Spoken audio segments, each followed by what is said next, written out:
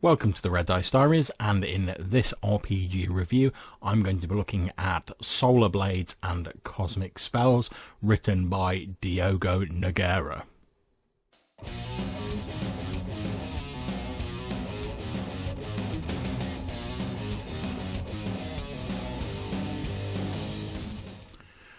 Okay, so Solar Blades bills itself as a rules light star and sorcery RPG with an old school spirit. I'm looking at a PDF version of the book that the author has kindly sent me as a review copy. Thanks very much for that, Diogo. It's just over 450 pages long, has a colour cover and a black and white interior. Now, in case you're not familiar with my reviews, I give a capsule rating at the start of the review for those who are pressed for time. I then break down the book in some more detail. So in terms of my rating scheme, I rate a book on 4 categories. These are writing, the look of the book, system and background. I give each of these categories a plus, a minus or a blank depending on whether it's good, bad or I'm indifferent towards it. I then add these up to get the final rating, which I compare against the Fate ladder, which you should be able to see there. So in terms of the writing of Solar Blades and Cosmic Spells, the writing was absolutely fine and done in a no-nonsense style that I find fairly appealing. There was a distinct lack of flowery flavour text and authorial asides, something I was quite glad of. So like I say, a plus for that. For the look of the book, I'm going to give it a blank. The book looks okay, not great, but okay. The art is a bit of a mixed bag, and I expect it uses a lot of clip art, since I'm pretty sure that I've seen at least a portion of it in other books. The layout of the book is nice and clear, with single column layout. You can't really go wrong with that. I wasn't keen on the comic strip at the start, to be honest. It didn't add a lot to me, although I could see what they were going for. And there are a few places where there are outlines around obviously pasted in artwork. For the system, I'm giving it a blank. It's an interesting one, requiring a player to roll equal to or below their attribute score, but above a difficulty level on a D20. Circumstances can bring positive or negative dice into play. I'm not entirely sold on the system, if I'm perfectly honest. I find the whole roll under and over a little bit unnecessary, and would prefer personally that the author had stuck to one of those, but that is just my preference. It's certainly not a broken or difficult to grasp system by any means. For the background, I'm giving it a plus, because this is where, in my opinion, the game really shines. Through the almost constant use of random charts, which does feel like it's padding out the book, to be honest, after a little while, but I can't help but enjoy random charts. I'm not going to deny it. I love a random chart. They provide rich fodder for ideas. The author pulls on established sci-fi tropes to create a universe that has a distinct flavour, but it'll be comfortable enough towards anyone who has a little bit of experience and leans towards the lighter side of sci-fi. So, looking at the various different ratings, we can see that I've given the Solar Blades and Cosmic Spells a fair or +2 rating. It's a substantial book with a not overly complex rule system and plenty of rich fodder that you can mine for ideas. From a GM perspective, it offers a lot of inspiration and tools for creating your own game. If you're okay with the, in my opinion, slightly odd rule system, you could do far worse than give this a try. Okay, so let's get on with the detailed review. So the first 9 or so pages are a comic strip showing dodgy gambling and pit fighting. The comic is nicely drawn. The story didn't really do a lot for me, to be honest, but I do applaud the author trying to do something different for the opening fluff, rather than just the lengthy and often NPC intensive stories that some games tend to go for. The foreword is written by OSR luminary James M. Spahn, he of White Star and Hero's Journey fame. In it, he talks about the pure joy of the old space opera style stories and adventures. These aren't the scientifically accurate, hard sci-fi stories, but the airy dreams of psychic powers, laser swords, and overly ridiculous spaceships. James' enthusiasm for the subgenre of sci-fi is infectious.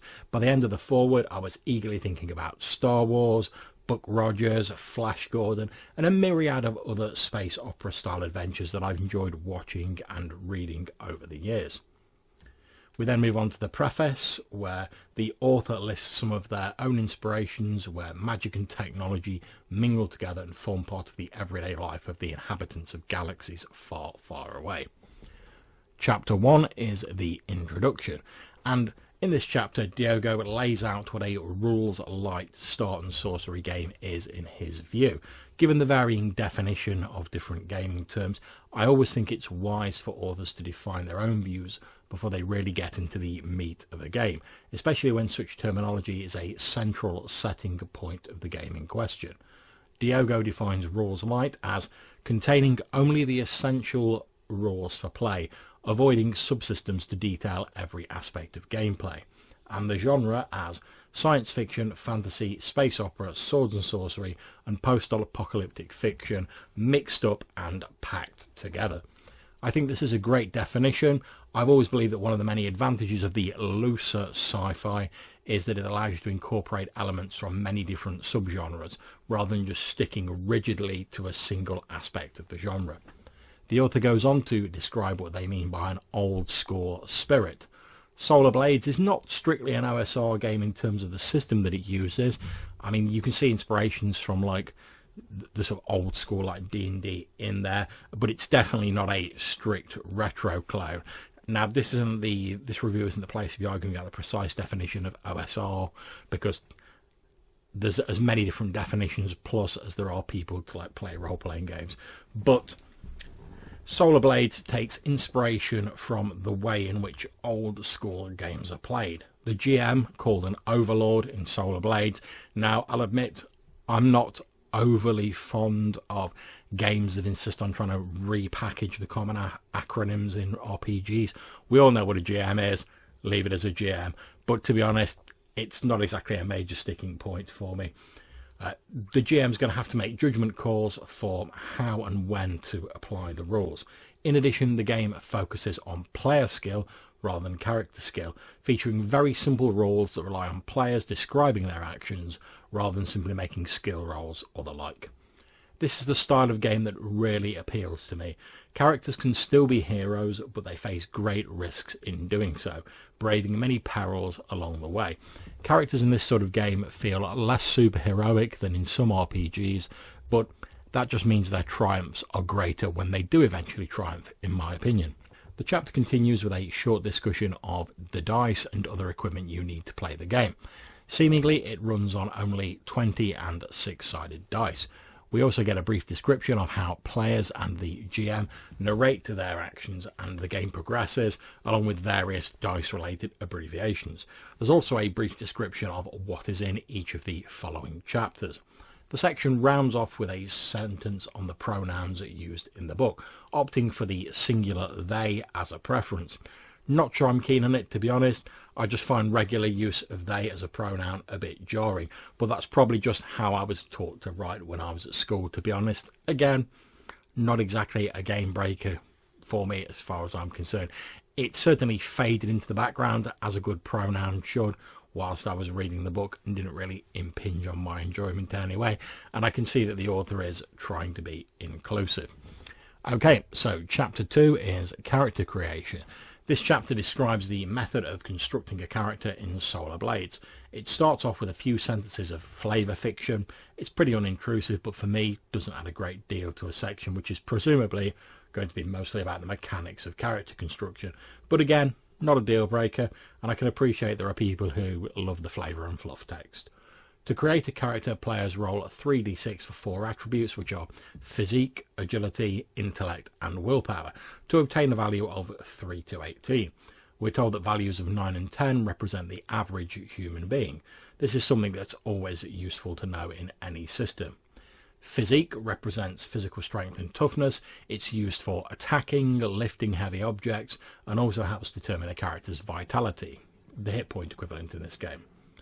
Agility measures coordination, balance, etc., and is also used for ranged attacks. Intellect represents memory, perception and knowledge, and and willpower symbolises force of will and drive. It's mainly used to manifest psychic powers as well as resisting magic and mind control. The next step is to create a concept, a brief phrase that sums up the character. At this stage I'm not sure what effect this has on the game, but it's hinted that this information will come later. I find myself wondering whether it's going to be something like aspects and like a high concept in Fate. We then move on to a section called Playing an Alien. Now, a huge part of most sci-fi are alien races, whether that be warlike bounty hunters with distinctive helmets, Cornish pasty-headed warriors, or sinister robot hybrids. Playing an alien in this game seems to be as simple as mentioning it in your concept. Again, this reminds me of the freewheeling approach taken in Fate, which is no bad thing. Some aliens might be more powerful than your standard humans, and very basic guidelines are provided for this here, along with some sample species. The examples cover a small smattering of common space adventure tropes, from reptilian humanoids to upgraded cyborg humans. After choosing a concept, players choose an archetype for their character, these being classic representations of characters commonly found in space opera style fiction. They're also roughly analogous with classes in standard D&D and most OSR games. The options available are the tough, the nimble, the smart and the gifted. It's pretty self-explanatory what all these mean, each class having prime attributes that they tend to excel in, and the number of special abilities related to the flavour of their class. For example, the smart character gets the ability to repair and jury-rig machinery, improve machinery, and also understand odd or ancient tech. The gifted is the psychic / spellcaster force user of the game. They can sense disturbances and supernatural effects near them, use strange and bizarre powers, and even burn off their physical selves to power effects if they need to. Characters in Solar Blades also have a complication, a factor that causes them difficulties in their lives. These can either be chosen or rolled randomly using a nested table provided. Next, the players buy equipment for their character and determine the derived stats, which are Vitality, Sanity and Luck. Chapter 3 covers equipment and credits. It divides equipment into a couple of categories. Mundane equipment is the standard gear that you can buy for your character, assuming you've got enough credits, and advanced technology, which is rare equipment that's sort of like the equivalent of magic items in the normal run of OSR games. The mundane equipment lists give you the damage caused / prevented and any special rules that apply to usage of the equipment. For example, small melee weapons give you a positive dice to attempt to hide them. Whilst it's difficult to make an equipment chapter exciting, since, let's face it, effectively it's just a bigger list of stuff, the information in this chapter is functional, and there are some nice little additions such as vibro weapons and special ammunition that help give the generic equipment a touch more sci-fi flavour. Advanced technology, the magic items of this game, cannot be purchased like normal equipment. They are the rare treasures and exquisite wonders discovered in abandoned Xeno ruins and aboard drifting space vessels. The examples in the chapter read like a love letter to the cool bits of gear that we know from popular sci-fi franchises. There's your lightsaber analogues, laser whips and plasma weapons, to name a few. But again, the author has added a few little tweaks to make them unique to the game. For example, to recharge a solar blade, the character must undertake a notable or legendary deed, and there is a handy random table provided to offer some inspiration on this. One of the things I found interesting is that some equipment I would have expected to be freely available in a sci-fi game, like ion blasters for example, are actually rare items. I didn't expect this, but I kind of like it, to be honest. To me it paints a vision of a grubby world where most people are forced to scratch a living on ancient and primitive tech, while those rare adventurers and people with resources tower above them in their power armor and hidden by energy shields. I'm not sure if this is what the author wanted, but it definitely ticks that dark future box for me. The artifacts and rare items are, appropriately enough, the real treasures of this chapter. Each of them provides rich fodder for adventures that, in my opinion, far outweighs any actual game mechanics that come into play once the item or items is acquired. After the equipment lists, we move on to an explanation of how credits work within the game. Solar Blades takes an abstract approach to money and currency. Rather than tracking individual credits, a person has a credit score representing their overall level of wealth. When they want to buy something, the player rolls a d6 and tries to get equal to or under their credit score. Success means the purchase is made without issue, whereas failure means you don't get the item and your credit score is reduced by 1 until the end of the current adventure. There are a few additional wrinkles to this system, such as the GM applying modifiers to particularly expensive or rare items, and PCs acquiring credit points during adventures as treasure they can use to add as positive modifiers to their credit rolls. One thing I loved in this chapter is that before the start of each adventure, each character automatically loses 1d6 credit points to represent the cost of living, and also to encourage them to go out and make more money. There's even a handy table if you want a bit more of an in-game rationale as to where the money went. As we hit to chapter 4, we get to the real meat of the game, the core rules. Most situations come down to attribute tests. The player rolls a d20 and tries to get equal to or below their attribute score, but higher than the difficulty level as set by the GM. NPCs and opponents have to roll higher than the appropriate player character's attribute, either using a powerful opponent roll or being treated as having an attribute of 10 plus whatever their hit dice is. Some situations might be easier or more difficult, and that's when positive and negative dice come in. Certain equipment can also grant positive dice under appropriate circumstances. Effectively, positive and negative dice is the advantage/disadvantage mechanic so beloved of D&D 5th edition. If you make a test and you have more positive dice, then you roll 2d20 and you choose the best. If you have more negative dice, then you roll 2d20 and choose the worst. This is a nice simple mechanic to understand and use in play. It's also one that would be familiar, I would think, to the majority of role players nowadays. The powerful opponents rule is next, and we get a breakdown explaining how this rule works, essentially allowing you to beef up important opponents beyond simply stacking their hit dice way up. Powerful opponents also add a difficulty level equal to the difference between their hit dice and the level of the character attempting an action against them. I'm a big fan of this. It's a nice simple mechanic for highlighting tenacious or plot important enemies without making them invincible. It also doesn't require a shed load of extra rules. It's all neatly incorporated into the core attribute test rules of the game, and to my mind this is one of the marks of an elegant and well thought out system. We then have an interesting explanation of how to handle test failures within the game. It's a very cool inclusion, and one that is often ignored by role-playing games that, in some cases, focus on success, with failure just getting a nod and a, wow, you didn't succeed, bad times sort of vibe. Given how boring this can be, I think it's great that this game gives you some advice on framing failure. There are also some interesting system wrinkles based on the roll below attribute but above difficulty method of the game. If you roll above the attribute test, then the task has proved beyond your ability, and this is a sort of common failure that we're used to in all manner of other RPGs. Rolling under the difficulty, though, means you would have succeeded, but something inherent to the challenge threw you off your game. For example, you fire an ion blaster at the bounty hunter pursuing you, your shot is dead on target, but at the last moment he drops to the floor with the practiced reflexes of a hardened warrior, and the bolt whistles harmlessly over their head. If an attribute test fails, a player may attempt to push the roll, describing how they put extra effort into the task and then attempting the roll again. However, should this second roll fail, the consequences for failure will be far more dire. In addition to this, a critical success occurs when a player rolls the exact score they need to pass their attribute test, or when an NPC gets a natural 20, and a fumble occurs when a player rolls a natural 20, or when an NPC rolls a natural 1. Next, we get rules for items breaking and falling apart. Essentially, each item you have has a durability score. You roll a 1d6, and if you roll above the durability score, it is degraded. The durability score of the item decreases by 1. If it ever reaches 0, the item is destroyed or depleted beyond repair. I'm not generally a fan of things like this, since I think it's additional bookkeeping for no great purpose, and I've never really thought equipment decay needed a system or its own rules.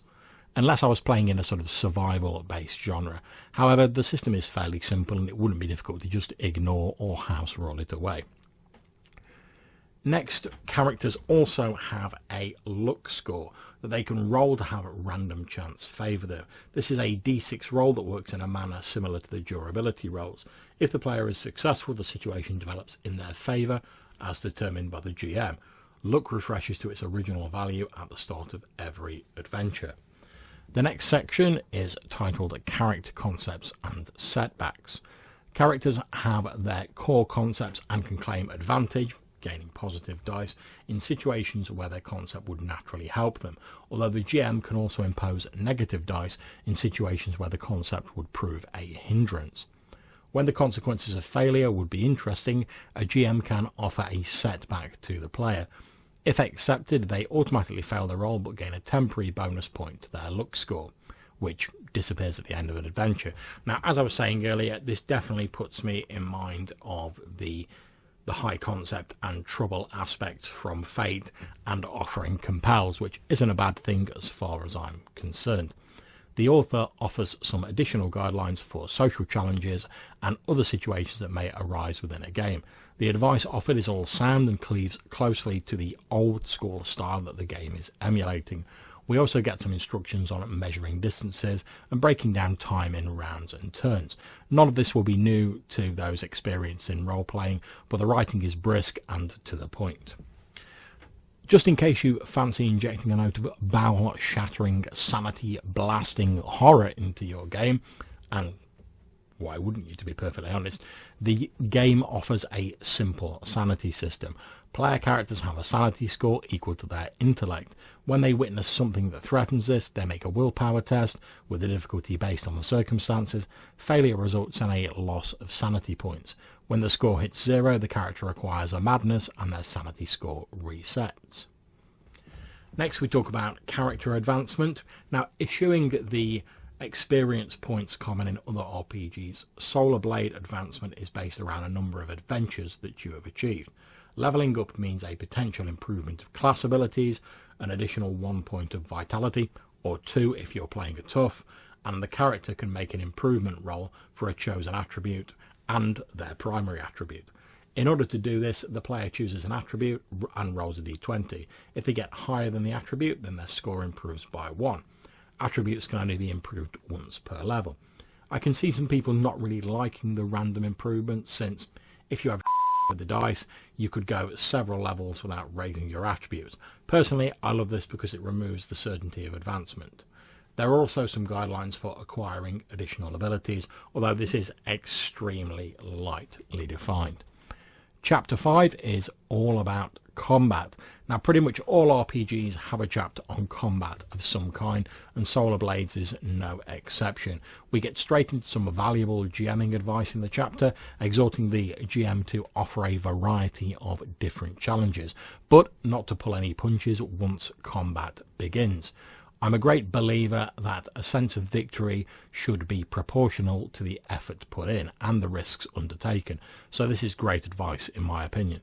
The actual combat procedure will be familiar to most role players and certainly to those who swim in the OSR river. You begin by assessing whether anyone has surprise, determine initiative, then combatants act in order of initiative.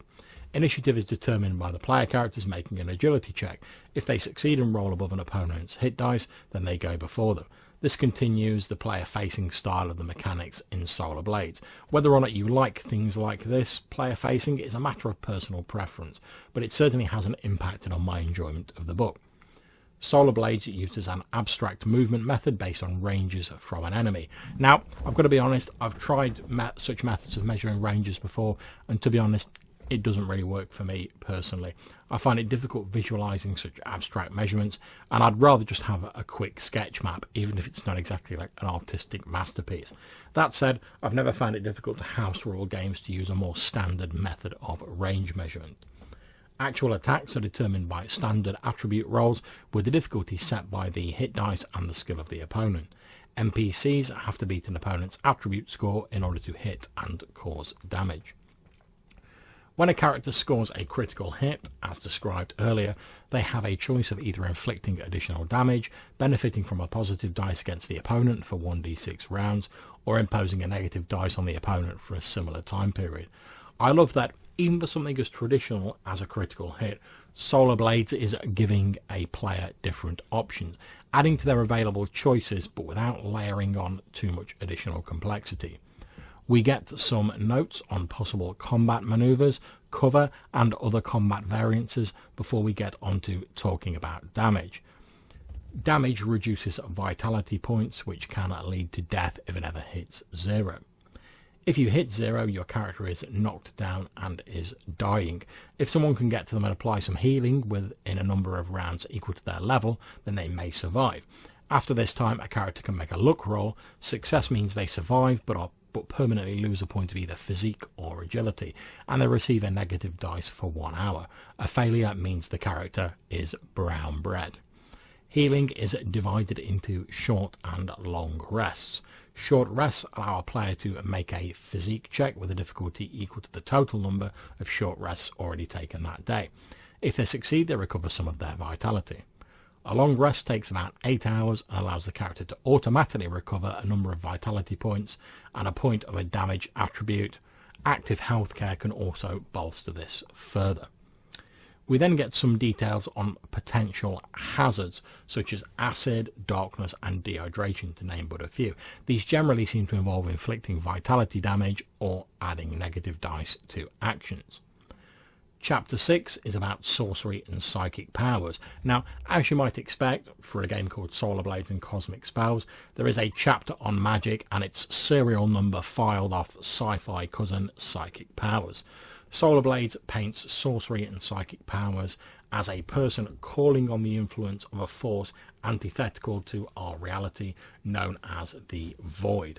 The sorcerer or psychic uses this force to corrupt natural laws and manipulate reality in their favour. There is only a single player archetype, the Gifted, who can use sorcery and psychic powers, and those who do will be hunted by the galactic overlords, echoing hints of the Star Wars post-Order 66 Jedi Purge, which is very appropriate given the feel of the rest of the game.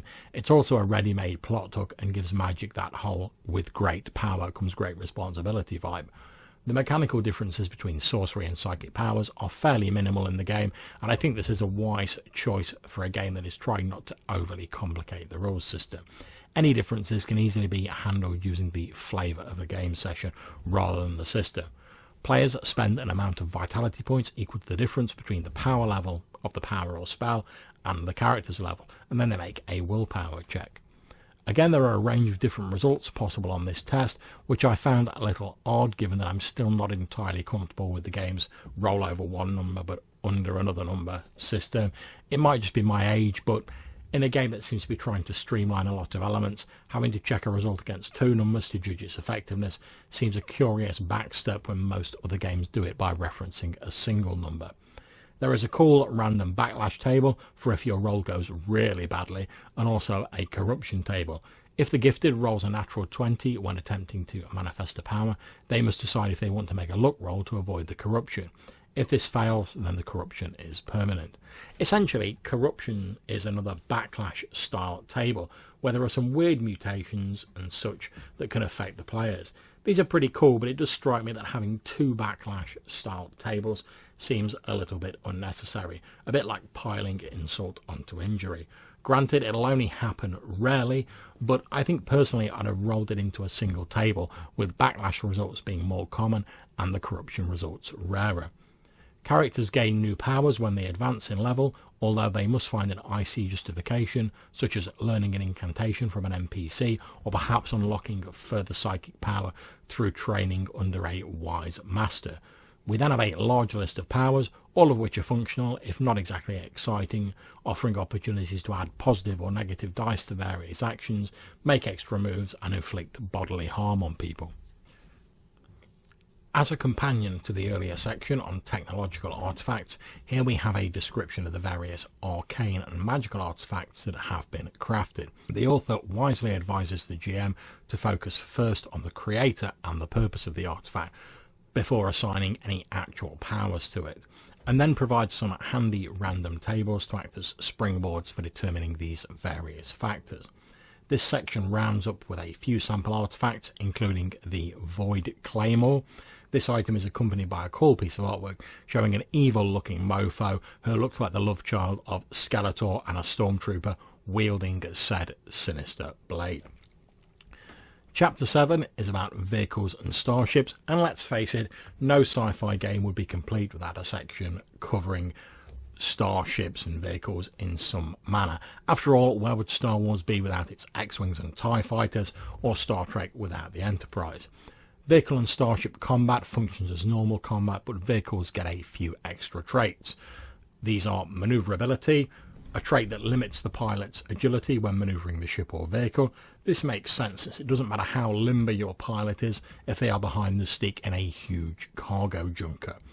Targeting, this score limits the intellect of anyone firing the vehicle's weapons. Armour, which works in the same way as normal for characters, however it operates on a different scale. Shields, some advanced ships also have energy shields, which can provide additional damage reduction. However, shields lose potency the more they are hit. Every damaging attack in a round reduces a vehicle's shield rating by 1. Shields regenerate 1 point as long as they haven't reached 0 every round of combat. Now, I really like this. It's a nice simple mechanic, and it allows you to recapture those moments in sci-fi where people are desperately trying to take cover and avoid being shot long enough for their shields to recover so they can get back into the fight proper. Then we also have Hull, which functions similarly to Vitality on characters. The hull score represents how much of a beating a ship can take. As long as a vehicle has hull points, it functions as normal. When a critical hit is scored, the attacker rolls 1d6 on a critical chart, and this also happens when the ship hits 0 hull points. Oddly, when damaged, you don't just reduce a ship's hull points, it also acquires a destruction score. Each time this is raised, the player rolls a d6. If the result is equal to or below the destruction score, then the ship just explodes. I can see the logic of this, allowing a lucky shot to take out a superior opponent, but again, I'm not a fan of doubling up and having to track another score, in addition to hull points, to determine the health of a vessel. I'm sure there must be a way to do this with just a single score. We get some vague descriptions of weapons and some cool specific stuff like tractor beams, and then we move on to a discussion of scale, which basically equates to bonus dice, like a lot of things in this game, and armor providing increased damage reduction, weapons providing increased damage, depending on if the attacker or the defender has the scale advantage. One of the challenges I've often found concerning space combat in sci-fi games is that if your PCs are on board the same ship, some characters can get a bit sidelined, since piloting and firing guns aren't really their thing. Games have tried to solve this in a number of ways, but to be honest, I've never found a sci-fi game that has perfectly solved this puzzle yet. Solar Blades offers a series of crew actions covering things that various PCs can do during a space combat. These cover such classics as ramming, boosting shields, and locking on a target. They're a cool addition and add a little spice to vehicle combat, although I still think there'll be characters drumming their fingers when a space combat occurs. We then get a nice list of sample vehicles and some suggestions for modifying and customizing your ships. There's also some useful GM advice for running a ship-based chronicle and a smattering of rules on making star jumps and exploring. We then move on to Chapter 8, titled Running the Universe. Up until this point, there have been a few tantalising glimpses into the background of Solar Blades. This chapter opens up by giving us a glimpse of a universe ruled over by galactic overlords and shaped by the events of the Cleansing Wars.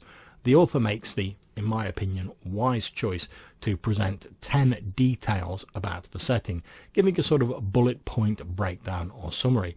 This is pretty cool, and each point gets a page with a bit of expansion and the by now obligatory random table associated with it. I love this idea. It's great as a reference point, although I would love to have seen an actual bullet point list summary before the expanded versions, just as a handy quick reference during play. In short, the points covered are: it's a post-apocalyptic universe, The Cleansing War brought an end to the previous Age of Enlightenment, shattering the peace and allowing the Galactic Overlords to use the power of the Void to seize control. It's a brutal universe. The Galactic Overlords defend their power and impose control with violence and brutality. Think the galaxy under the Empire in Star Wars. Technology is a wonder of the past. As discussed earlier, certain tech of previous eras cannot easily be replicated and is viewed as wondrous. Sorcery is a force of evil. Sorcery is powered by the Void, a force of evil that corrupts and warps reality. Enough said, really. Civilization is decadent. The bright days of civilization are long gone. Society has taken years to claw its way back from the post-Cleansing War Dark Age. In order to escape this, many people in the galaxy turn to questionable entertainments and vices.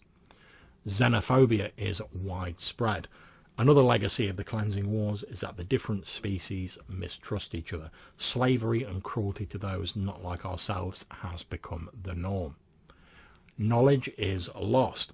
As civilization fell into a dark age, much knowledge and information was lost, its recovery being one of the central driving forces within the game. The unknown surrounds everything. Much of the universe is still shrouded in darkness and ignorance, waiting to be explored. Heroes are rare. Life is cheap in the known universe. Those who can look beyond their own interests for the greater good are an exception rather than the rule. And finally, the Void is calling. A powerful, seductive force. The Void calls to those willing to sacrifice everything for a chance to claim power and dominance. Something dark side. Wisely, the author does not try to give a comprehensive timeline of their universe, instead breaking the timeline into discrete chunks or ages. The chapter charts the rise of civilization, its tainting by the Void, and the coming of the Galactic Overlords that led to the Cleansing War.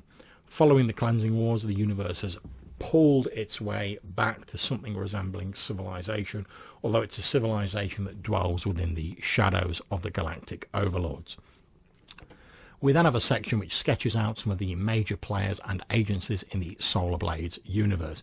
We get a glimpse of the Galactic Overlords, sorcerers, despots who have carved up the galaxy between themselves. It's kind of like someone has turned a load of Palpatines loose to fight amongst themselves, and they've dragged everyone else into it. There's also the God Machine. No, not the World of Darkness one. This one is a sentient construct that has massive influence over technology. This opens up all sorts of potentially interesting storylines involving robot revolts and all manner of good stuff like that, which, as a bit of a sucker for droid stories, gets the thumbs up from me. In fact, all of the groups are pretty interesting. The Galactic Overlords are probably the least so, despite all their power and slightly cartoony evil. But that's absolutely fine. They're not an enemy that you're really supposed to be confronting directly. They're more of a background element anyway. Continuing with the Solar Blades theme of having a random chart for almost everything, each group gets a D10 chart of potential jobs the characters could undertake. We then move on to a section called Wonders of the Universe, and it's formatted similarly to the previous one, but it offers us a look at some of the mysterious places and events of the universe, including the prismatic nebula that surrounds the known universe and the living world, a world that is actually alive and sentient. There are some great potential adventure locations and plot ideas here, with each one receiving the now obligatory random table, in this case detailing rumours a hero might have heard. We get some notes about the often strange mix of old and new technology available in the Solar Blades universe. It's nice for the GM to have some guidelines on what is considered normal tech. There's also some cool robot stuff, although bizarrely on this page the robot art has a distinct cut-out outline around it, which I believe is probably an error. The next section is called Creating Your Universe, and this is the part of a sci-fi book that I always look forward to. Solar Blades wears its OSR leanings on its sleeve, advising you to grab a sheet of hex paper and your 20-sided dice to generate your universe. In a drop chart style, Each result on a d20 indicates a sector, and the number on the dice is how many hexes it occupies. Position is determined by where the dice lands on the paper. GMs use these results along with some tables to generate the content as the PCs explore in the manner of a sort of hex crawl, really. The section rounds off with a load of cool sample sectors, each with their own themes, and a bevy of random tables should your heroes want to explore them. We then get a selection of interwoven random tables to allow the Time Push GM to determine names and titles for various sci-fi elements.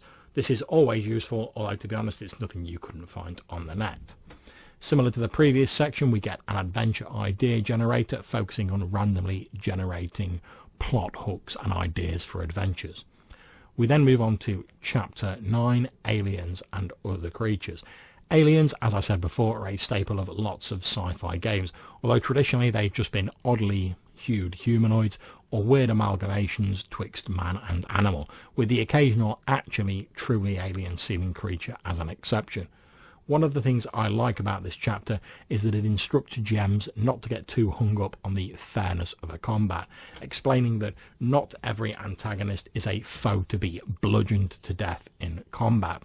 I think this is always something worth explaining in RPGs, since, in my opinion, some games that are obsessed with balance seem to render every foe as something that can be defeated in combat. There is some discussion of morale, random encounters and statistics. Stats are kept very simple in Solar Blades. Pretty much you choose a hit dice level and this determines how much damage a foe can take and inflict. Special abilities are then applied to flavour them. We then get a list of sample antagonists. These are fairly interesting in terms of their descriptions. However, I feel the cost of the simplicity of the mechanics is that they all feel fairly similar system-wise, although that does have the advantage of making them fairly easy on the GM in terms of managing the stats. Again, we have some unfortunate outlining of the art in this section. The real meat of this chapter, in my opinion, is a section called Monster Laboratory, a selection of useful tables and advice that gives a GM all they need to quickly and randomly generate aliens, monsters, and other antagonists you might need in a sci-fi game. This will be a great resource for the time-poor GM or when your players do something unexpected. We then have a sample adventure called Escape from Skull Prison, which involves the heroes breaking out of a jail. It has the feeling of a campaign starter and is nicely written, giving the potentially nefarious PCs a chance to grab weapons and a ship during the course of their jailbreak. The book rounds off with an example of play, a smattering of optional rules, and a list of texts that provided inspiration to the authors. So there we are. To round off, as I say, this is a substantial book with a fairly simple, if slightly quirky, rules system. If you have no problems with the rules system, then you will certainly find a lot of game juice inside Solar Blades and Cosmic Spells. And there's lots of handy random tables, if you like that sort of thing, and I do, that will give you lots of ideas and rich fodder for games. I recommend you give it a look. Thanks again to Diego for providing me with the PDF. I've been Red Dice Diaries. I hope you've enjoyed this review. If you had, please click on like and subscribe to this channel. You can click on the bell icon to get notifications when we release new videos. Hopefully I'll see you soon. Take care, and whatever you're playing, happy gaming.